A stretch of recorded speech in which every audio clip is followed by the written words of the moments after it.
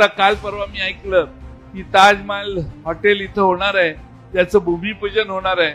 ही तर आमच्या दीपक केसरकरांच्याकडून स्टोरी मी 15-20 वर्षापूर्वीपासून ऐकतोय. ही लय जुनी स्टोरी आहे दीपक केसरकरांची. आणि दीपक केसरकर प्रत्येक वेळा सांगतात, साहेब आता सगळं झालेलं आहे, ते होतंयच.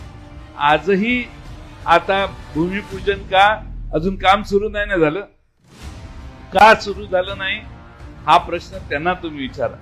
पण पर्यटनाच्या दृष्टीने प्रगती नाही.